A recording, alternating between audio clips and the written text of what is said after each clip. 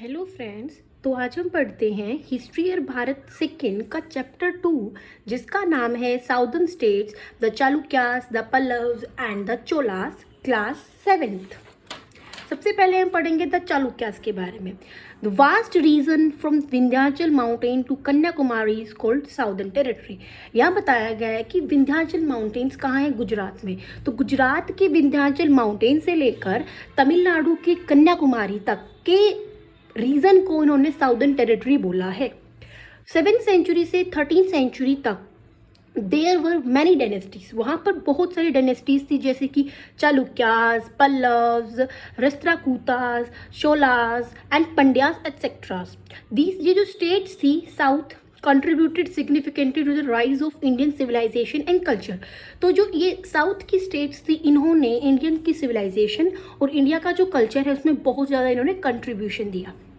इस चैप्टर में हम डिस्क्राइब करेंगे चालुक्यास के बारे में, पल्लव्स के बारे में, चोलास के बारे में। तो इस चैप्टर में हम चोलास, चालुक्यास एंड पल्लव्स के बारे में पढ़ेंगे।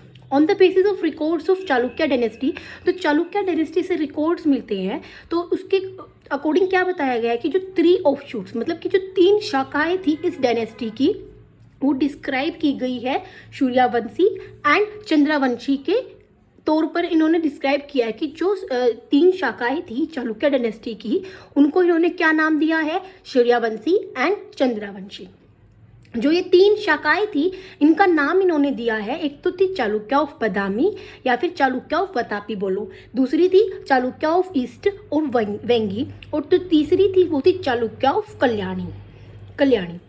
जो ओरिजिनल ब्रांच थी चालुक्य डायनेस्टी की वो दैट ऑफ चालुक्य, जो मतलब कि हम कहते हैं ना कि ओरिजिनल ब्रांच कौन सी थी, तो जो इन तीनों में से सबसे ओरिजिनल ब्रांच चालुक्यास की थी वो थी बदामी और वतापी की। जो चालुक्य ऑफ बदामी थी उसको बोला गया है वेस्टर्न चालुक्या, और जो उनकी देर ब्रांचेस वो Vengi, one of their branch वो, इनमें से एक ब्रांच थी उनकी वेंगी। और the east Chalukyas of Pistapur भी बोलते थे इसको, जिन्होंने establish their independent kingdom in the early 17th century, जिन्होंने 17th सेंचुरी में इन्होंने अपनी इंडिपेंडेंट किंगडम को स्टैब्लिश किया। अनदर ब्रांच जो थी, these were the Chalukya of, दूसरी ब्रांच इनकी थी चालुक्य ऑफ कल्याणी, जिसको वेस्टर्न चालुक्य भी बोलते हैं, जो कि second half of 10th century के सेकेंड हाफ में recapture the kingdom of their dynasty from the Rashtrakutas. इनकी एक किंगडम जो थी राष्ट्रकूटास के पास, जो राष्ट्रकूटास रूलर्स थे, ये भी एक डायनेस्टी थी। इस डायनेस्टी के जो रूलर्स थे ना, उन रूलर्स के पास इनकी चालुक्यास की क्या थी? किंगडम इन्होंने अपने कब्जे में कर रखी थी राष्ट्रकूटा रूलर्स ने। तो इन्होंने चालुक्यास ने वापस उनसे अपनी जो किंगडम इन्होंने छीनी थी राष्ट्रकूटा रूलर ने, वो वापस अपने कब्जे में कर ली थी। कब की थी?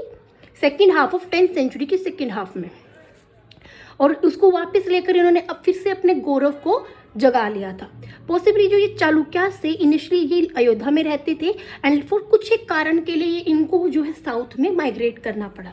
अब हम पढ़ेंगे चालुक्य ऑफ बदामी या चालुक्य ऑफ वतापी। चालुक्य ऑफ बदामी को चालुक्य ऑफ वतापी बोलते हैं। The Chalukya of Badami founded an extensive empire in the Dakshina part over a period of about 200 years from the middle of 6th century to middle of 8th century।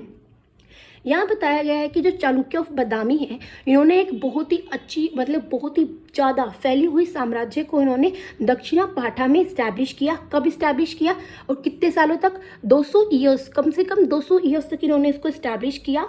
और कब से कब तक? Middle of the 6th century से लेकर middle of 8th century तक। Doctor DC Sircar considered them as a local Kannada family. So इनको जो डॉक्टर है वो इनको एक लोकल कन्नड़ फैमिली बोलते हैं। Who was leader given a place among the Kshatriya, जिनको बाद में क्षत्रिय के नाम दिया गया। अब ये बात उठती है कि चालुक्य नाम कैसे पड़ा इस डायनेस्टी का? तो एक एंशियंट इंडियन नेम है, देखो एंशियंट पर्सन है जिनका नाम चलका था या चलिक था या चालुक था, उन्हीं के नाम से इस डायनेस्टी का चालुक्य नाम रखा गया। After the first ruler of this dynasty, मतलब कि इस डायनेस्टी का जो फर्स्ट रूलर था वो थे जयसिंह। इनके बाद इनका बेटा रनार गाते हैं, असेंडेड टू द थ्रोन, गद्दी पे बैठते हैं। फिर रनार के बाद इनका बेटा पुलकेशिन फर्स्ट जो है वो गद्दी पे बैठते हैं, जिन्होंने वतापी के किला को बनाया था और अपनी कैपिटल बनाया था। इनका जो सक्सेसर है पुलकेशिन फर्स्ट के बाद जो सक्सेसर था वो था कीर्तिवर्मन फर्स्ट, जिन्होंने क्या किया था, अपनी साम्राज्य को बहुत ज़्यादा फैला दिया था इन्होंने। जो किंग्स से कदम्बा के, कोंकण के, नाल के, इनको हराकर अपने साम्राज्य को बहुत ज़्यादा इन्होंने आगे तक फैला लिया था। अब इसके बाद क्या होता है ना, कीर्तिवर्मन की डेथ हो जाती है। कीर्तिवर्मन फर्स्ट की डेथ होने के बाद इनका जो भाई है मंगलेश, वो रूल करते हैं as the guardian of Pulakeshin second. Pulakeshin second के गार्जियन के तौर पर कीर्तिवर्मन का जो भाई था मंगलेश, वो रूल करते हैं किसके गार्जियन पर, पुलकेशिन सेकंड के गार्जियन पर। तो जो कि successor to the throne. After that उसके बाद Pulakeshin second became the ruler, मतलब पुलकेशिन सेकंड को रूलर ही बनना था, लेकिन उसके बिहाफ पर ये जो छोटे थे उस टाइम पर रूल नहीं कर सकते थे, गद्दी पर नहीं बैठ सकते थे। इस वजह से इनके बिहाफ पर मंगलेश गद्दी पे बैठते हैं। देखो एक बार इधर देखो क्या था, जयसिंह ने इस्टेब्लिश की इस डायनेस्टी को। इसके बाद इनका बेटा रनार गाते हैं। रनार के बाद जो पुलकेशिन फर्स्ट है वो। अब पुलकेशिन फर्स्ट का बेटा कीर्तिवर्मन फर्स्ट गद्दी पे बैठते हैं और इनका एक और बेटा मंगलेश था। इनकी डेथ हो जाती है, तो इनकी डेथ के बाद क्या होता है, इनका जो भाई है मंगलेश वो रूल करते हैं पुलकेशिन सेकंड के गार्जियन पर, ये बैठ जाते हैं। फिर ये गद्दी पे बैठ जाते हैं। फिर पुलकेशिन सेकंड आते हैं गद्दी पर। ये गद्दी पे जब बैठते हैं ना, तो ये जो इनके अंकल थे, इनके अंकल मंगलेश, ये इनको गद्दी पे बैठने नहीं देते हैं। ये इनके साथ लड़ाई कर फिर जीत कर लड़ाई, उसके बाद पुलकेशिन सेकंड जो है गद्दी पे बैठते हैं। अब देखो आगे पढ़ते इसी बारे में। Pulakeshin second 1610 to 1642 AD। Pulakeshin second got the throne by fighting his uncle. अभी बताया ना, इनके जो अंकल थे मंगलेश, उनके साथ लड़ाई की इन्होंने, उसके बाद जाकर इनको गद्दी मिली थी, थ्रोन पर बैठे थे ये। क्योंकि जो मंगलेश था वो रेडी नहीं था, क्योंकि इनके जो अंकल थे वो रेडी नहीं थे इनको गद्दी देने के लिए आफ्टर बिकेम एन अडल्ट, मतलब वो बूढ़े भी हो गए थे, फिर भी इन्होंने इनको गद्दी नहीं दी कि नहीं मैं ही यहाँ पर रूल करूँगा। फिर इनको इनके साथ लड़ाई की और लड़ाई करने के बाद फिर ये जीत जाते हैं। बिकॉज ऑफ इसी वजह से Pulakeshin rule started with struggle, संघर्ष के साथ इनका जो रूल है वो शुरू होता है। और बहुत सारी डिफिकल्टीज के तौर पर इन्होंने बहुत ज़्यादा अच्छी तरीके से रूल किया था। इन्होंने अपने रूल में बहुत संघर्ष किए थे और डिफिकल्टीज, कठिनाइयाँ भी आई थी। But he learn of the high status of Chalukyas by his ability. लेकिन इन्होंने क्या याद किया, इन्होंने याद किया चालुक्यास की एबिलिटीज़ के बारे में। पुलकेशिन सेकंड ने हरा दिया कदम्बस को साउथ में, मौर्यास ऑफ कोंकण को और गुज्जर्स ऑफ नॉर्थ को। ही डिफीटेड हर्षवर्धन को इन्होंने हरा दिया। हर्षवर्धन देखो इतने बड़े ग्रेट एम्परर थे नॉर्थ इंडिया के, उनको भी पुलकेशिन सेकंड ने हरा दिया। ही डिफीटेड कलिंगस को इन्होंने ईस्ट में हराया। और इनका भाई पुलकेशिन सेकंड का जो भाई था विष्णुवर्धन, उनको इन्होंने पिस्तापुर का गवर्नर बना दिया। पिस्तापुर को पहले अपने कब्जे में किया हराकर, फिर अपने भाई को वहीं पर गवर्नर इन्होंने चूज कर दिया। अब चालुक्य ऑफ वेंगी और ईस्टर्न चालुक्यास के बारे में पढ़ेंगे। पुलकेशिन सेकंड ने अपॉइंट किया था अपना भाई विष्णुवर्धन को governor of Pistapur, but he soon declared himself. लेकिन उनके बाद उन्होंने खुद अपने आप को इंडिपेंडेंट रूलर डिक्लेयर किया कि मैं एक इंडिपेंडेंट रूलर हूँ, मैं किसी के नीचे काम नहीं करना चाहता। विष्णुवर्धन अज्यूम दैट, विष्णुवर्धन को टाइटल्स मिले जैसे कि मकरध्वज का और विषम सिद्धि का। आफ्टर दैट, इसके बाद देयर वर बहुत सारे रूलर्स थे जैसे कि जयसिंह है, फर्स्ट है इंदिरावर्मन एक्सेट्रा। जो फर्स्ट कैपिटल थी ईस्टर्न चालुक्यास की वो थी पिस्तापुर, और जो सेकेंड थी वो वेंगी थी, और जो लास्ट में जाके इन्होंने बनाई वो थी राजमहेंद्री। इसके बाद देखो आफ्टर विष्णुवर्धन के बाद बहुत सारे किंग्स जो है वेंगी डायनेस्टी के, इनके बाद राजा बनते हैं। विजयादित्य सेकंड है और विजयादित्य थर्ड है। ये बहुत ही पावरफुल रूलर्स थे वेंगी डायनेस्टी के, जिन्होंने Pallavas, Pandyas, western Ganga, southern Kaushal, Kalinga, Kalachuri and Rashtrakutas rulers को हराया था। किन्होंने हराया था? Vijayaditya second and Vijayaditya third बहुत पावरफुल रूलर्स थे। इसके बाद देखो आफ्टर विजयादित्य थर्ड के बाद चालुक्य भीम जो है रूलर बन जाते हैं वहाँ के। इनका पूरा का पूरा जो रूल था, इन्होंने अपने पूरे रूल में राष्ट्रकूटा रूलर जिसका नाम किशन सेकंड था, अपना पूरा रूल इन्होंने इनके साथ लड़ाई में बिता दिया। He was also defeated many time. ये भी बहुत बार हारे गए हैं, लेकिन this struggle Weeknd the power of. देखो इन्होंने बार बार इतनी लड़ाई करते गए, तो जो इनका जो ये एम्पायर था चालुक्य, ये धीरे धीरे ये कमज़ोर होता चला गया। बहुत सारे जो मेंबर्स थे इस डायनेस्टी के try to take over the throne with the help of external power. इस डायनेस्टी के जो बहुत सारे छोटे मोटे जो रूलर्स थे ना, उन्होंने सोचा कि अब मुझे यहाँ राज करना चाहिए। तो जो बाहरी पावर्स थी ना, एक्सटर्नल पावर्स थी, इंडिया की बाहर की जो लोग थे, उनकी हेल्प ले लेकर ये अपनी पावर को उन्होंने अडॉप्ट किया कि हमें राजा बनना चाहिए। लेकिन क्या रहा कि वो जो डायनेस्टी थी बहुत वीक होती चली गई। बहुत सारे जो रूलर्स थे वेंगी रूल करते हैं 1063 एडी तक, बट जो पावर थी चालुक्यास की वो धीरे धीरे धीरे कम होती चली गई। फाइनली चोला रूलर जिसका नाम था कुलोटुंग डिफीट कर देते हैं वेंगी रूलर विजयादित्य सेवेंथ को। जो वेंगी रूलर था, वेंगी रूलर विजयादित्य सेवेंथ था, उनको हरा दिया जाता है चोला रूलर्स के द्वारा और मर्ज और जो इनकी साम्राज्य था, इनका जो एम्पायर था चोला रूलर्स का, वो अपने साम्राज्य को वेंगी के साथ ही जोड़ लेते हैं। अब इसके बाद देखो चालुक्य ऑफ कल्याणी के बारे में पढ़ेंगे, जिनको वेस्टर्न चालुक्य भी बोलते हैं। तो चालुक्य है कल्याणी पर initially under the Rashtrakuta ruler. तो ये किसके अंडर था? राष्ट्रकूटा रूलर्स के अंडर ही थे ये Chalukya of Kalyani. During the time of last Rashtrakuta ruler, जो लास्ट राष्ट्रकूटा रूलर था ना, जिसका नाम था करका उनका नाम था। तो एक चालुक्य नेम तैला सेकंड, तो एक चालुक्य जिसका नाम था तैला सेकंड, वो रिवोल्ट करते हैं किसके अगेंस्ट? करका के अगेंस्ट, और वो जो टेरिटरी थी इनको अपने अंडर में कर लेती है। देखो क्या है, जो लास्ट राष्ट्रकूटा रूलर थे जिसका नाम करका था, उनके साथ लड़ाई किया जाती है चालुक्य का एक रूलर जिसका नाम तैला सेकंड है। ये रिवोल्ट करते हैं इसके अगेंस्ट, ये करते चालुक्य राष्ट्रकूटा डायनेस्टी के अगेंस्ट रिवोल्ट करते हैं।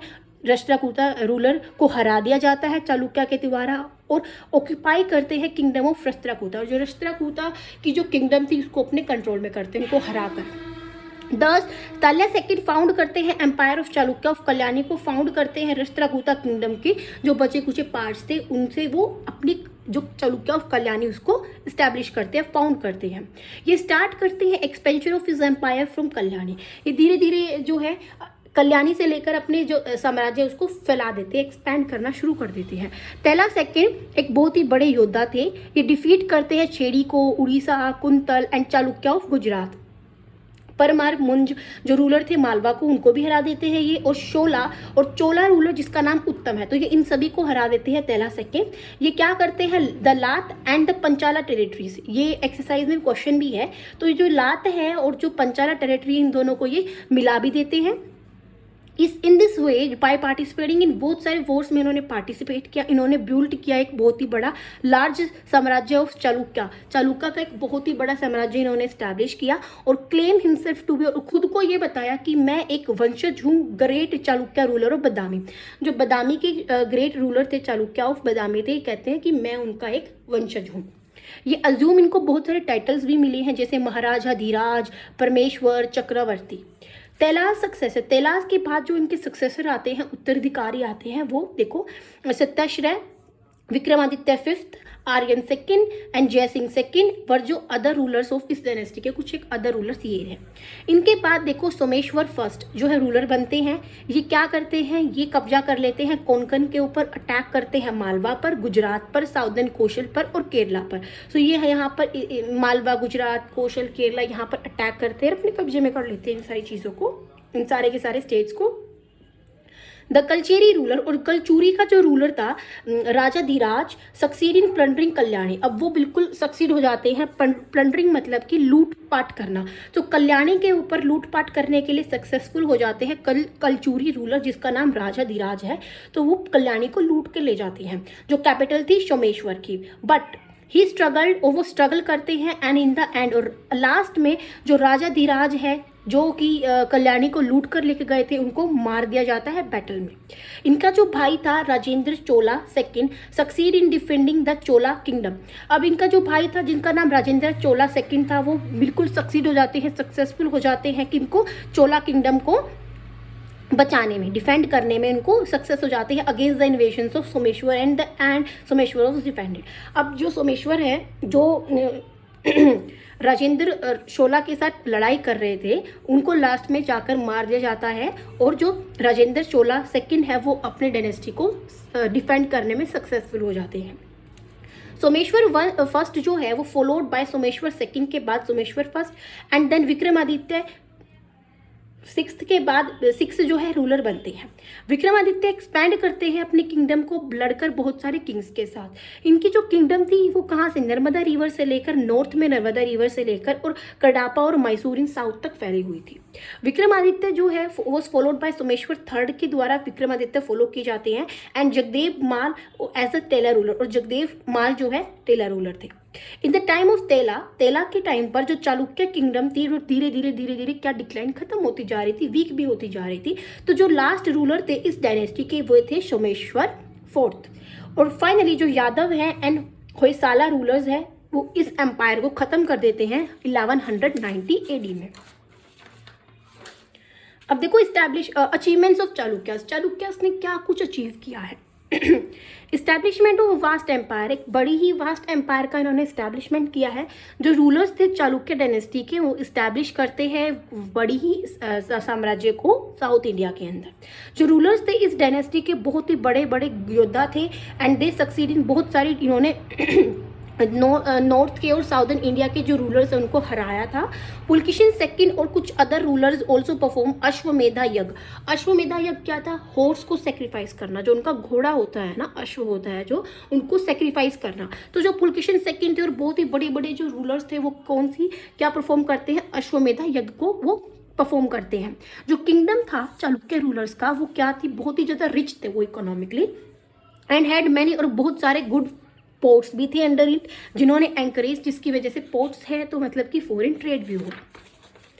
रिलीजियस टॉलरेंस देखो वहां पर कैसा था, सहनशीलता कैसी थी वहां की। From the point of view of religion के पॉइंट से ऑफ व्यू से देखें तो हम चालुक्य रूलर्स जो थे फॉलोअर्स थे, हिंदुइज्म के फॉलोअर्स थे। ये परफॉर्म करते थे बहुत सारी सेक्रीफाइसेस अकॉर्डिंग टू एंशिएंट वैदिक रिलीजन। एंशिएंट वैदिक रिलीजन को फॉलो करते थे तो इन्होंने बहुत सारी सेक्रीफाइसेस भी परफॉर्म किए हैं और मैनी रिलीजियस टेक्स्ट को कंपोज, और इनके टाइम पर बहुत सारे जो रिलीजियस टेक्स्ट है, बुक्स वगैरह है वो लिखी गई थी। इन्होंने क्या किया, हिंदुइज्म को बहुत सपोर्ट दिया है और बिल्ड, और इन्होंने लॉर्ड शिव के और लॉर्ड विष्णु जी के जो टेम्पल्स को भी बनवाया है। लेकिन इनका जो एटीट्यूड टूअर्ड अदर, लेकिन इनका अदर रिलीजन्स की तरफ जो एटीट्यूड था वो क्या था, वो ऑफ टॉलरेंस का था, सहनशीलता का था। जो चालुक्य रूलर्स थे वो हेल्प करते हैं जैनिज्म को और बुद्धिज्म को भी। यही नहीं है कि सिर्फ हिंदुइज्म को ही हेल्प करते हैं, नहीं, ये जो और धर्म थे उस टाइम पर, जैन हो गया जैसे धर्म, बुद्धिज्म धर्म हो गया, इनको भी ये प्रचलित थे उस टाइम पर भी, तो इन्होंने इनको भी फैलाने की बहुत कोशिश की, इनको भी फ्लरिश किया, इन्होंने फैलाया। अपार्ट फ्रॉम दिस पर्सी को भी अलाउड किया गया था इंडिया के अंदर की सेटलमेंट के लिए। तो जो पर्सी थे वो उनको अलाउ किया गया थाना डिस्ट्रिक्ट ऑफ मुंबई की थाना डिस्ट्रिक्ट में सेटलमेंट होने के लिए। देयर वर मोर देन 100 से भी ज़्यादा जो है ना बुद्धिस्ट विहार्स क्या होते हैं, जो बुद्धिस्ट मॉन्क होते हैं ना, वो जो उनका धाम होता है वो उसको बोला गया है विहार्स। तो 100 से भी ज़्यादा बुद्धिस्ट विहार्स जो थे इंडिया में थे, चालुक्य किंगडम में थे, और जिसमें से 5000 मॉन्क्स जो है वहां पर रहते थे। अब development of art and architecture की डेवलपमेंट देखते हैं। मोस्ट ऑफ जो आर्किटेक्चरल प्रोग्रेस थी was made during this time. इस टाइम पर बहुत सारी आर्किटेक्चरल प्रोग्रेस की गई, स्पेशली इन पेंटिंग्स में, सबसे ज़्यादा तो पेंटिंग्स में, फाइन आर्ट्स में। Some of the Ajanta murals were built during the time of Chalukya rulers. तो चालुक्य रूलर्स के टाइम पर बहुत सारे जो है अजंता मुराल्स वगैरह, केव्स वगैरह को बनवाया गया। तो चालुक्य डेवलप करते हैं देयर ओन डिस्टिंक्ट विजारा। इन्होंने खुद का अपना एक स्टाइल जिसका नाम था विसारा स्टाइल को इन्होंने शुरू किया। One of the main feature जो थी चालुक्य के टाइम पर आर्किटेक्चर के फील्ड में वो थी कंस्ट्रक्शन ऑफ बड़े बड़े टेम्पल्स को यहाँ बनवाया जाता था। किसको कट कर माउंटेन्स को, बड़े बड़े जो पत्थर थे ना उनको कटवा कर टेम्पल्स बनवाए जाते थे। बहुत सारी हिंदू की केव्स, चैत्या हॉल्स वगैरह जो है बनवाए गए थे इस टाइम पर। जो एम्परर थे मंगलेश, ब्यूट एक केव बनवाई थी उन्होंने लॉर्ड विष्णु की एट वतापी में। बहुत सारी सुंदर सुंदर टेम्पल्स को बिल्ड करवाया गया, कटिंग्स ऑफ माउंटेन्स को कट कर in the Badami, Ellora, Elephanta, Aurangabad, Ajanta etcetera में। अब प्रोग्रेस देखते हैं एजुकेशन और लिटरेचर कैसा था उस टाइम पर। जो चालुक्य रूलर्स थे वो बहुत ही बड़े सपोर्टर्स थे एजुकेशन के एंड एजुकेशन के और लिटरेचर के। They got schools and colleges. उन्होंने स्कूल्स को, कॉलेजेस को अलग अलग डिफरेंट प्लेसेस पर बनवाया, और जो वहाँ के जो लिटरेचर को लिखते थे लिटरेचर्स और जो ऑथर्स थे उनको कोर्ट में भी जगह दी इन्होंने। जो यहाँ के चालुक्य रूलर्स इन्होंने अपने कोर्ट में भी जगह दी, लिटरेचर लिखने वाले लोगों को भी, ऑथर्स को भी। और जो चालुक्य थे बहुत ज़्यादा इंपॉर्टेंस देते थे, वो किसको देते थे इंपॉर्टेंस? संस्कृत लैंग्वेज को उनको उन्होंने बहुत इंपॉर्टेंस दी है। उस टाइम पर अवलंक जो बुक थी, जिस रोट द बुक, उन्होंने बुक लिखी है अष्टाशाती लिखी गई है अवलंक के द्वारा। विघ्नेश्वर ने लिखी थी मिताक्षरा। और कन्नड़ लैंग्वेज टेक्स्ट, जैसे कन्नड़ लैंग्वेज में जो टेक्स्ट थे, कविराज मार्ग, शांति Purana, Gada Yuddha etcetera have also been written इस पीरियड में लिखे गए थे, इस पीरियड में लिखे गए थे। विक्रम देव चरिता बाय विल्हन ने लिखी, एंड वक्यामित्र बाय सोमदेव सूरी, ये जो मेन टेक्स्ट थे इस पीरियड के। इकोनॉमिक लाइफ कैसे थी वहाँ पर? जो इकोनॉमिक लाइफ थी, पीपल जो थी वो मतलब रिच थे, वहाँ के प्रोस्पेरस थे। जो मेन ऑक्यूपेशन था वो एग्रीकल्चर था और लैंड रिवेन्यू होता है, लैंड के रिवेन्यू मतलब टैक्स। लैंड के ऊपर जो टैक्स लगाया गया था वो भी क्या था? लैंड की फर्टिलिटी, मतलब कि कितना उस लैंड पर उगाया जाता है या कितनी उस पर चीज़ों को उगाया गया, तो उसकी फर्टिलिटी को देखकर ही वहाँ पर टैक्स लगाया जाता था। Hot spices and precious woods भी थी, इस टाइम पर ट्रेड की जाती थी। एडमिनिस्ट्रेशन सिस्टम देखते हैं कि शासन कैसा चलता था वहाँ पर। जो एडमिनिस्ट्रेशन सिस्टम था चालुक्यास का, वो ऑफ एक बहुत ही हाई ऑर्डर का था। जो रूलर्स थे वो central point of administrative unit थे, एंड रूलर्स थे ना, उनके पास अनलिमिटेड पावर्स थी, उनका जो मन चाहे वो कर सकते थे, उनके पास इतनी पावर दे रखी थी। ही यूज देयर पावर्स, वो अपनी पावर को यूँ नहीं है कि कोई गंदे काम में यूज़ करते थे, वो अपनी पावर को लोगों के भले के लिए यूज़ करते थे। नेक्स्ट डायनेस्टी है the Pallavas dynasty. Pallava dynasty जो है फ्लरिश होती है, ये भी साउथ ऑफ इंडिया में ही। जो पार्ट है फार साउथ हैज़ बीन, मतलब फार साउथ क्यों बोला गया है? Has been called the Tamil Pradesh, Tamil Pradesh बोला गया है फार साउथ, मतलब कि तमिल प्रदेश तक फैली हुई थी।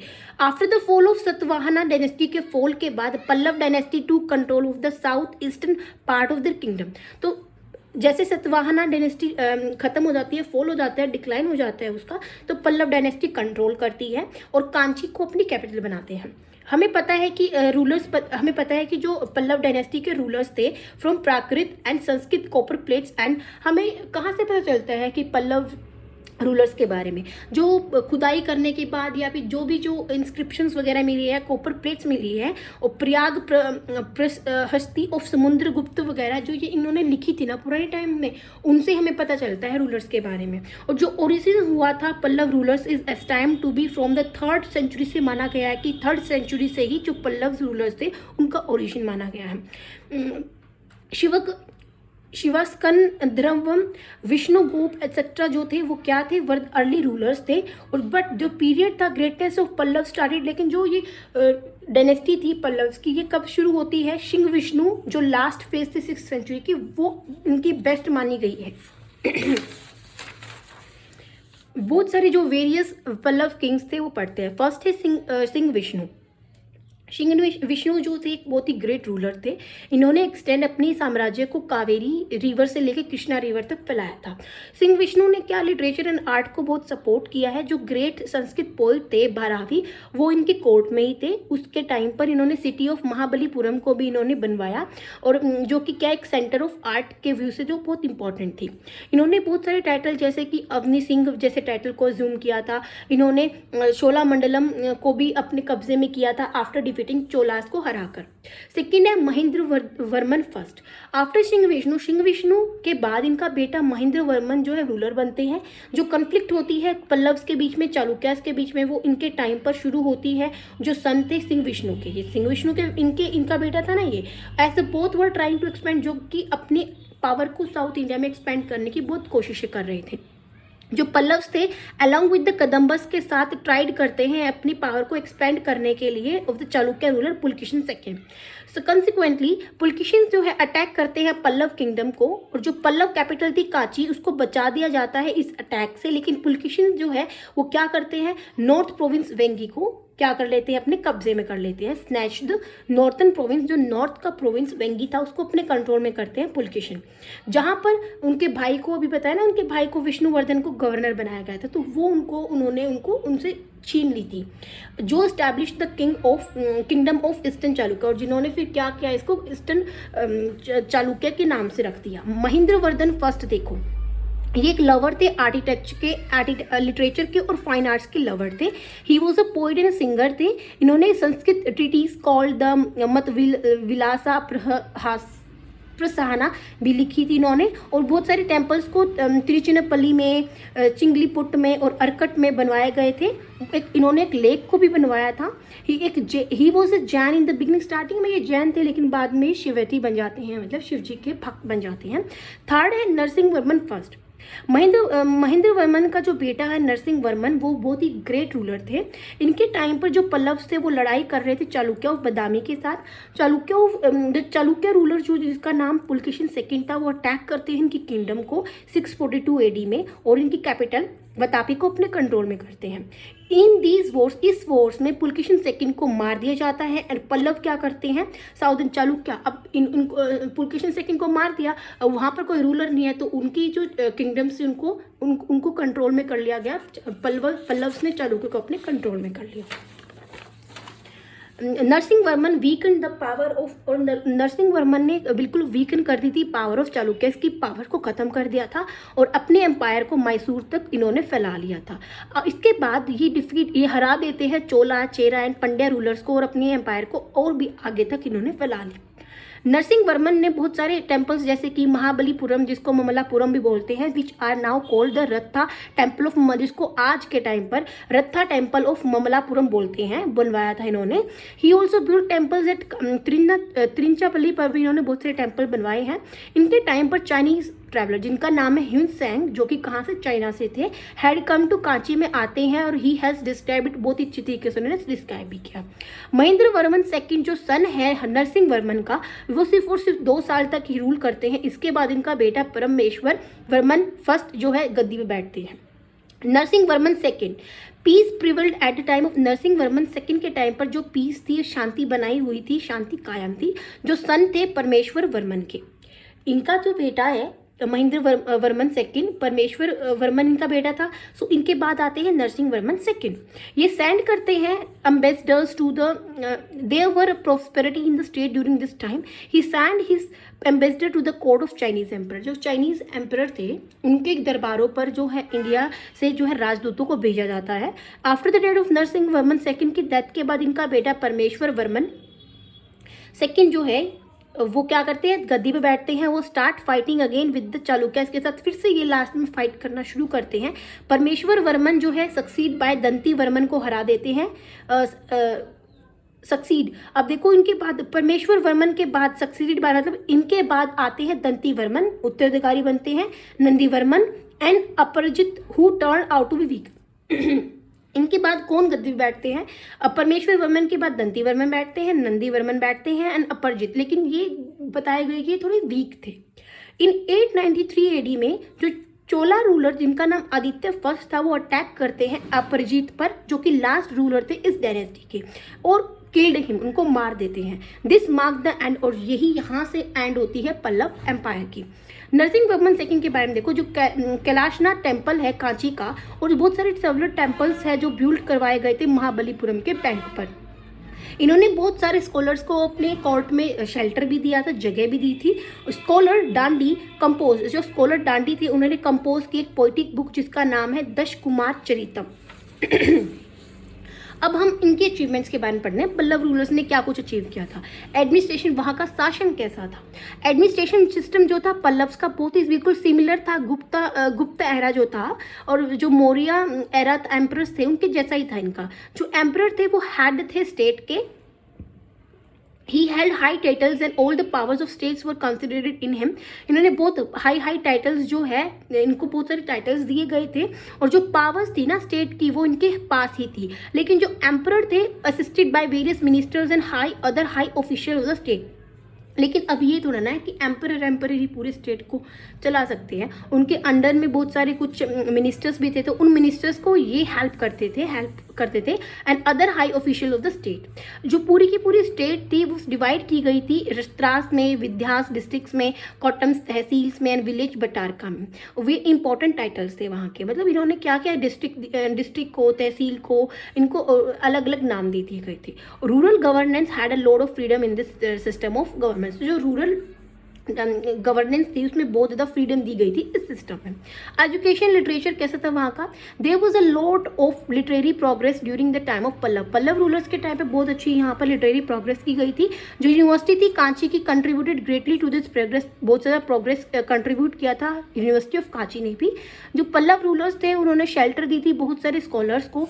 एम्परर सिंह विष्णु जो थे उन्होंने इन्वाइट किया था कंटेम्प्रेरी स्कॉलर भारवी टू अपने, अब जो एम्परर थे ना सिंह विष्णु, उन्होंने भारवी को अपने कोर्ट में बुलाया था एंड और लर्न डांडी, और उनसे लर्न डांडी सीखी थी and received lower patronage in his kingdom, और बहुत सारे उनको सपोर्ट भी दिया।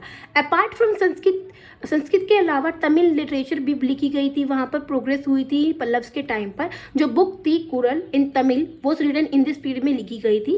Regular recitation of Mahabharata and Mahabharata की जो है बार बार जो रिसाइटेशन होती है बार बार वहाँ पर अरेंज की गई है Pallavas in the pavilion near Kanchi, मतलब महाभारत को बार बार वहाँ पर पढ़ाया जाता था।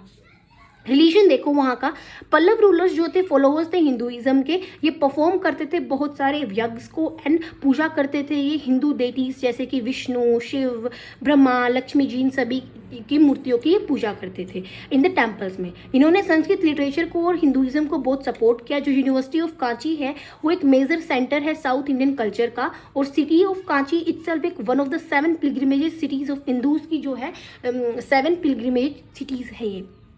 पल्लव रूलर्स जो है रिलीजियसली लिबरल थे, उनका जो एटीट्यूड था जैनिज्म एंड बुद्धिज्म की तरफ क्या था, टॉलरेंट था, ठीक है, नॉर्मल था। शैविज्म एंड वैष्णव लिटरेचर जो है प्रोग्रेस हुआ था इस टाइम पर, इन्होंने हेल्प की थी, उन्होंने सपोर्ट किया था जैनिज्म एंड बुद्धिज्म को भी। आर्ट एंड आर्किटेक्चर देखो, इन द फार साउथ में स्टोन्स आर्किटेक्चर जो है इंट्रोड्यूस किए गए थे पल्लव रूलर्स के द्वारा अंडर द पैटोरेज। बहुत सारे टेम्पल्स को भी बिल्ड किया गया था माउंटेन और रॉक्स को कट करवा के, जिसमें से idol of Vishnu, Shiva, Brahma and other Hindu god and goddess were ancient इसमें जड़े हुए थे।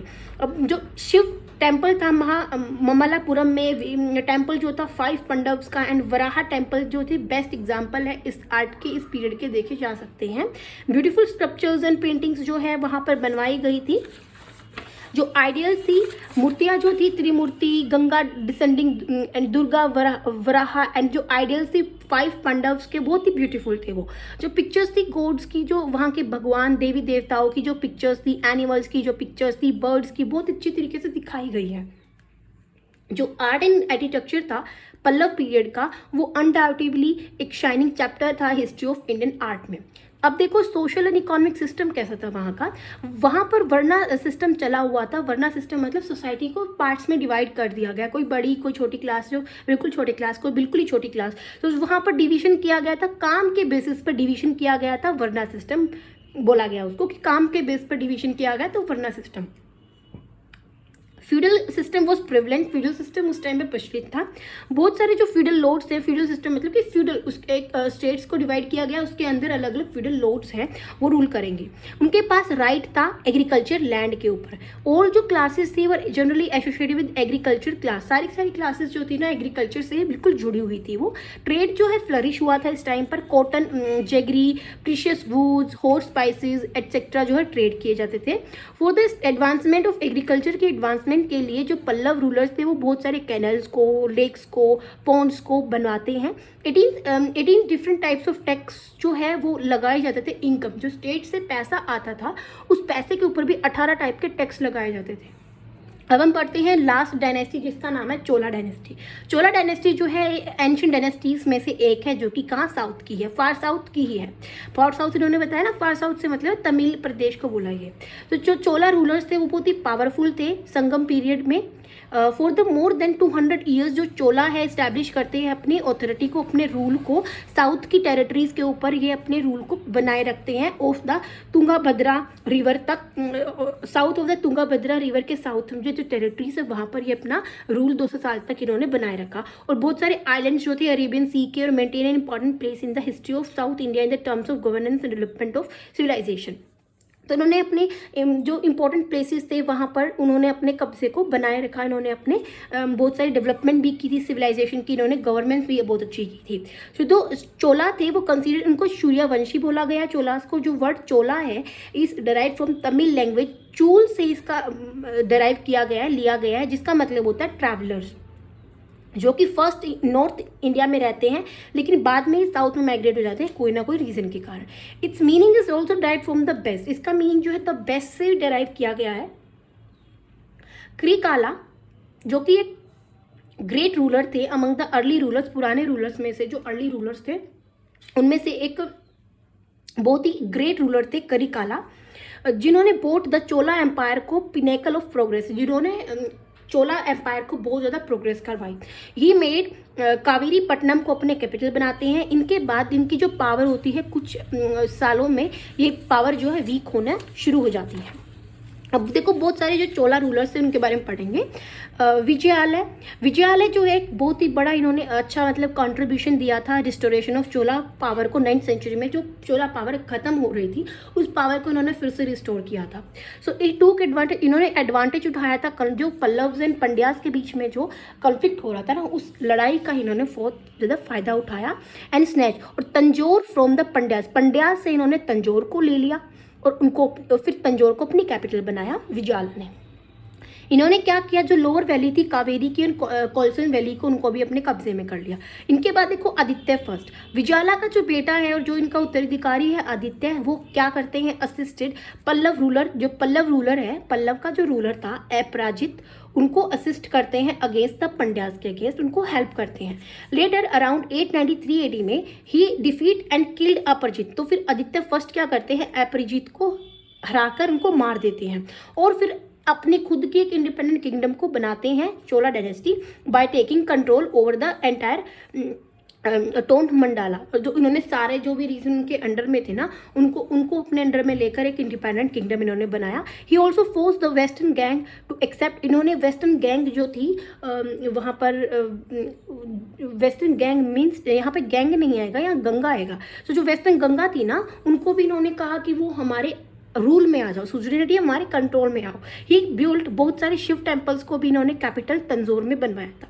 परंतक फर्स्ट देखो, परंतक एक्सपेंड करते हैं अपने किंगडम को बाय डिफीट हराकर, किनको हराकर कंबाइंड आर्मीज ऑफ श्रीलंका की जो कंबाइंड आर्मीज थी, पंड्यास रूलर्स राज सिंह की जो आर्मीज थी उनको इन्होंने मिलकर हरा दिया परंतक फर्स्ट में। जो राष्ट्रकूटा रूलर जिनका नाम किशन थर्ड था along with the Ganga ruler जिन अटैक करते हैं, वीक कर देते हैं चोला किंगडम को। देखो यहाँ पर गंगा ही आएगा, गंगा रूलर बोला है ना तो गंगा ही आएगा, ये यहाँ पर मिसप्रिंट हुआ है। अब देखो फ्रॉम 950 से लेकर 985 AD तक जो रूलर्स थे चोला डायनेस्टी के वो धीरे धीरे वीक होना शुरू हो जाते हैं। राजा देखो राजा फर्स्ट रिस्टोर करते हैं, जो इनकी खोई हुई जो इनकी सम्मान था उनको ये वापस लेके आते हैं चोला डायनेस्टी का। ये क्या करते हैं अपने एम्पायर को बचाते हैं, सिक्योर करते हैं, डिफीटिंग बहुत सारे किंग्स को हराकर। Apart from being a great कन्क्वेयर, बहुत ही अच्छे योद्धा थे ये एक वर्क स्किल्ड एडमिनिस्ट्रेटर भी थे, मतलब बहुत ही अच्छे शासन करने वाले भी थे ये। And pattern of arts and literature के पैटर्न भी थे, मतलब आर्ट एंड लिटरेचर को ये हेल्प भी कर रहे थे, सपोर्ट भी कर रहे थे। फिफ्थ देखिए राजेंद्र फर्स्ट जो थे वो एक ग्रेट रूलर थे, इनके पिताजी की तरह ही। ये इन्होंने एक्वायर्ड प्रोफिशिएंसी इन गवर्नमेंट से रिलेटेड जो वर्क थे बहुत ही अच्छी तरीके से इन्होंने किए हैं इनके टाइम पर। इनके पिताजी के टाइम पर इन्होंने बहुत अच्छे कार्य किए गवर्नमेंट से रिलेटेड, गवर्नेंस से रिलेटेड। ये पार्टिसिपेट करते हैं बहुत सारे वॉर्स में टुगेदर अपने पिताजी के साथ। Rajendra first is called, Rajendra first को बोला गया पिलर थे ये चोला एम्पायर के। इन्होंने क्या पंड्यास के ऊपर कब्जा किया, चेर्स के ऊपर, चालुक्या, श्रीलंका एंड बंगाल, ये सभी जगहों पर इन्होंने अपना कब्जा किया है ताकि अपने फिर एम्पायर को, साम्राज्य को इन्होंने एक्सपैंड किया है। आफ्टर कंकरिंग बंगाल को, बिहार को अपने कब्जे में करने के बाद इन्होंने क्या, कौन सा टाइटल मिला इनको, गंगाई कोंडा का टाइटल इनको मिला। एंड इन्होंने फिर इस्टेब्लिश किया है गंगाई कोंडा चोलापुरम को, इन्होंने फिर कैपिटल के नाम पर इस्टेब्लिश किया। जो सक्सेसर्स थे राजेंद्र चोला के हैड टू स्ट्रगल, उनको बहुत टाइम तक स्ट्रगल करना पड़ा विद बहुत सारे रूलर्स के साथ, जिसकी वजह से इनकी जो पावर है वो वीक होनी शुरू हो गई। राजेंद्र चोला जो है राजेंद्र चोला के बाद जो है राजेंद्र धीराज फर्स्ट आते हैं, राजेंद्र सेकंड आते हैं, वीर राजेंद्र आते हैं, कुलोतुंग फर्स्ट आते हैं, एक्सेट्रा इनके बाद आते हैं। फॉलोड मतलब इनके बाद कौन आए। अब हाउएवर जो decline of the Chola dynasty जो डिक्लाइन हो जाती है स्टार्टेड, क्योंकि वीकन हो जाती है, इनकी पावर कमजोर हो जाती है। 1310 AD में मुलिक कफूर जो थे जनरल थे अलाउद्दीन खिलजी के, वो ऑक्यूपाइड करते चोला टेरिटरी को। अब अचीवमेंट्स पढ़ेंगे चोला रूलर्स की। एडमिनिस्ट्रेशन कैसा था। चोला रूलर्स जो थे बहुत ही अच्छे रूलर्स थे, एफिशिएंट रूलर्स थे एंड एडमिनिस्ट्रेशन भी बहुत अच्छा करते, अच्छा शासन कर रहे थे। जो हेड था गवर्नमेंट का उस टाइम पर सेंटर वो द एम्परर थे एंड ही हैड बहुत सारी ऑनरी टाइटल्स भी इनको मिले थे। तंजोर, गंगाई कोंडापुरम, मुडी कौंडैन एंड कंची जो थी कैपिटल्स थी डिफरेंट चोला एम्परर्स की। टाइम टू टाइम इन्होंने अपनी कैपिटल्स को भी time to time different titles इनको और डिफरेंट जो है नाम इनको दे दिए थे। इन्होंने डिफरेंट कैपिटल्स अपनी बनाई थी। जो चोला रूलर्स थे डिस्पाइट विद ऑटोक्रेटिक होते हैं जिनकी पावर्स अपने हाथ में होती है, तो ये ऑटोक्रेटिक थे। Considered if their main duty to be engage, इन्होंने कहा कि इनका जो मेन ड्यूटी है वो लोगों की, सब्जेक्ट्स मतलब पीपल के कल्याण के लिए उन्होंने बहुत कार्य किया, पब्लिक इंटरेस्ट के लिए। जो चोला रूलर्स थे ऑल्सो स्टार्ट करते हैं tradition of electing the crown Prince, जो वहाँ का प्रिंस था ना उसको इलेक्ट करने के लिए भी ये स्टार्ट कर देते हैं और including him in the administration में अपने आप को भी इंक्लूड करते हैं। जो पोजीशन होती है एम्परर की वो हेरिडेटरी होती है कि जो चला आ रहा है ना वो उसके बाद ही, जैसे उनका दादा आए थे, दादा के बाद उनके पिताजी आए, पिताजी के बाद फिर वो खुद आए, तो हेरिडेटरी थी वो। वेरियस बहुत सारे मिनिस्टर्स और बहुत हाई ऑफिशियल्स जो थे वहाँ पर थे एम्परर को हेल्प करने के लिए। बहुत बड़े बड़े टाइटल्स एंड जगीर्स जो थे ऑफिशियल स्टेट्स के ऑफिसर्स को दिए जाते थे। There were 2 types of officers थे, सीनियर थे, जूनियर थे। जो अपर कैटेगरी थी उसको बोला गया Perundanam and the lower category थी उसको बोला गया शिरुडेनम।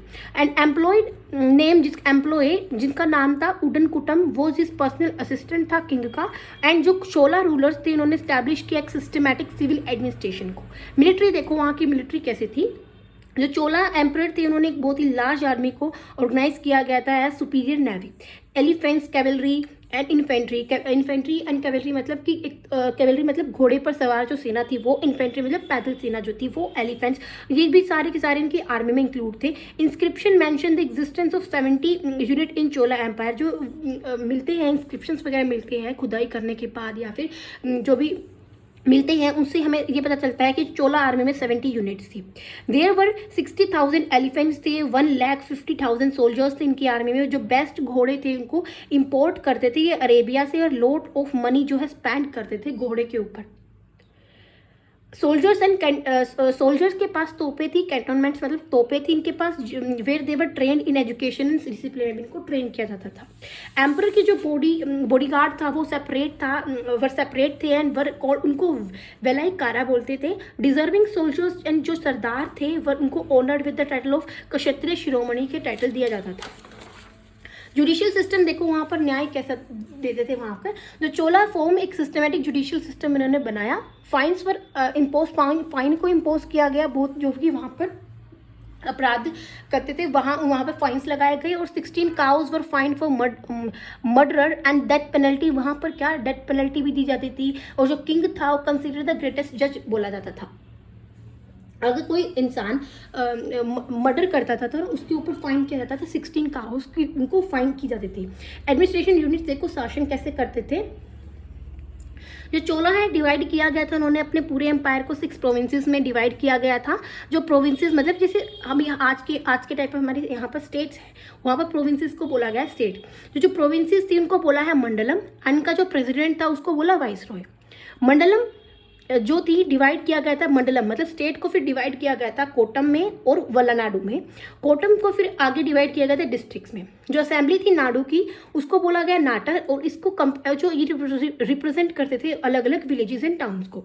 लोकल सेल्फ गवर्नमेंट देखो, जो गवर्नमेंट थी ना लोकल लेवल पर, विलेजेस के लेवल पर, डिस्ट्रिक्ट के लेवल पर जो गवर्नमेंट थी वो कैसी थी। One of the main feature जो थी चोला एडमिनिस्ट्रेशन की उसको बोला गया है लोकल सेल्फ गवर्नमेंट। इस पीरियड में जो चोला रूल था देयर वो system of self government from village to mandala, village से लेकर मंडाला तक का जो सेल्फ गवर्नमेंट था, सारे के सारे लोग अपने खुद ही वो अच्छे से काम करते थे। सेल्फ गवर्नमेंट ही वहाँ पर अच्छी तरीके से रूल करती थी। जो विलेज था महासभा, वो एक बहुत ही ग्रेट इंपॉर्टेंस इन गवर्नेंस में महासभा का बहुत ही अच्छा रोल था। अपार्ट फ्रॉम दिस के अलावा बहुत सारे रिप्रेजेंटेटिव असेंबली जैसे Kurum Nadu and even mandala from which cooperation in governments obtain, इनका भी बहुत ज़्यादा सहयोग होता था गवर्नमेंट्स में। 2 टाइप्स की ऑर्गेनाइजेशन जो थी गांव में फंक्शन करती थी, उर एंड सभा। उर जो थी ऑर्गेनाइजेशन थी जनरल पीपल्स की, और सभा जो थी एक स्पेशल मतलब कि जो नॉर्मल पीपल थे, कॉमन पीपल थी। उर सभा में थे जो मेन स्पेशल पीपल्स थे वहाँ के। इकोनॉमिक कंडीशन देखो, जो वहाँ के सब्जेक्ट मतलब जो वहाँ के पर्सन्स थे, जो वहाँ के पीपल थे, वो बहुत ही खुश थे, रिच थे चोला के अंडर में, रूलर में अंडर में। और जो चोला रूलर थे वो बहुत अच्छी अरेंजमेंट की हुई थी इन्होंने इरिगेशन की, ताकि जो एग्रीकल्चर अच्छे से की जा सके, जो कि वहाँ का मेन सोर्स था पैसे आने का, जो इनकम थी स्टेट की वो एग्रीकल्चर से आती थी। इस वजह से उनको इरीगेशन जो अरेंजमेंट थी वो अच्छी करनी होती थी। ट्रेड एंड इंडस्ट्री जो थी इस टाइम पर प्रोग्रेस हुई थी, जो सिक्योरिटी थी हाईवेज की बहुत अच्छी से मेंटेन की गई थी, और एक स्ट्रॉन्ग नेवी जो थी प्रोग्रेस की, स्ट्रॉन्ग नेवी भी वहाँ पर बनाई गई थी, जिससे कि फॉरेन ट्रेड की जा सकती सी के रूट से। उस टाइम पर जो ट्रेड थी फॉरेन कंट्रीज एग्जिस्ट करती थी। उस टाइम पर जो चोला एम्पायर थे वो फ्यूडल इकोनॉमी पे बेस्ड थे। रिलीजन देखो, वहाँ का रिलीजन धर्म कैसा था। जो चोला रूलर्स थे वो फॉलोवर्स थे शिवजी जी के और वैष्णव जी के, दोनों के ही फॉलोवर्स थे।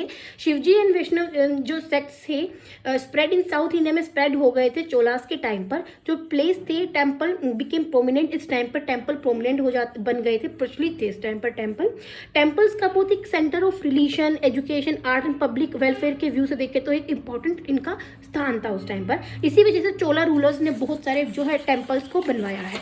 लिटरेचर एंड आर्ट देखो, चोला एम्परर्स के रूल के अंडर में golden age of Tamil literature जो रीन था चोला एम्परर्स को, उनको बोला गया है गोल्डन एज थी वो तमिल लिटरेचर की, चोला एम्परर। इस फील्ड ऑफ लिटरेचर में बहुत सारी पोइटिक टेक्स्ट को लिखा गया। और जो जैन स्कॉलर था तिरुट कवेदर, जिन्होंने लिखी है जीवा का चिंतामणि, तोलामोली ने लिखी है सुलामनी, एंड कम बन ने लिखी है रामावतरम। फाइन आर्ट्स देखो, वहाँ के जो चोला रूलर्स थे वो बहुत ही बड़े बिल्डर्स थे। बहुत सारी cities, lakes, dams and ponds को बनवाया गया। जो लेक्स थी वो बनवाई गई थी राजेंद्र फर्स्ट नियर इसकी कैपिटल गंगाई कोंडा चोलापुरम के पास इन्होंने लेक को बनवाया, जो कि बहुत ही बड़ी थी। बहुत सारे कैनल्स को भी यहाँ से बनाया गया था। तो हमारा सेकेंड चैप्टर जिसका नाम southern state, the Chalukyas, the Pallavas and Chola जो है वो कंप्लीट होता है। और इसके क्वेश्चन आंसर्स की जो वीडियो मैंने पहले अपलोड कर रखी है, तो चैनल को सब्सक्राइब करना ना भूलें, वीडियो को लाइक और शेयर जरूर करें। Thank you.